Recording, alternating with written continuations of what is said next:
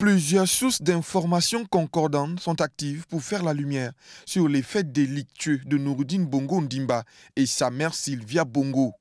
Ces dernières orientent les regards en direction de Londres.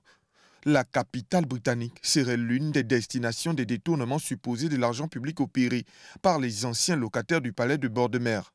Les nombreux actifs détenus à Londres par Nouroudine Bongo et son épouse Léa seraient désormais dans le viseur de la justice gabonaise.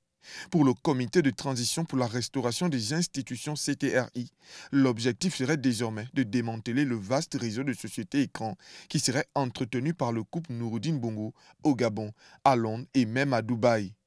Selon nos confrères d'Afrique Intelligence, le collégien du bord de mer se serait construit un véritable empire princier dans la capitale anglaise.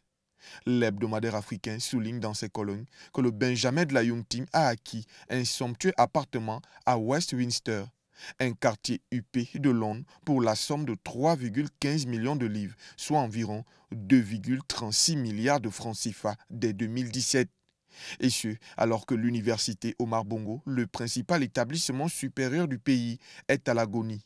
On se souvient encore que Nouroudine Bongo a effectué des visites d'inspection dans ce temple du savoir, comme pour manifester sa volonté de donner un coup d'accélérateur aux travaux de réhabilitation des amphithéâtres du campus, du restaurant universitaire et de la bibliothèque, encore dans un état de chantier à l'abandon.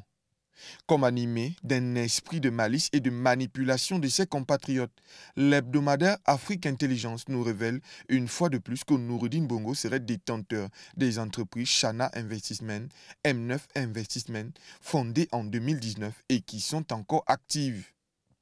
Au moment où nous diffusons cet élément, le magazine Afrique Intelligence offre l'opportunité au CTRI d'affirmer la cohérence avec sa détermination d'établir une justice sociale au Gabon. Nouroudine Bongo Ndimba et l'ex-première dame sont toujours en détention à la maison d'arrêt de Libreville, alors que les enquêtes d'évaluation des biens mal acquis se poursuivent et que nul ne l'ignore.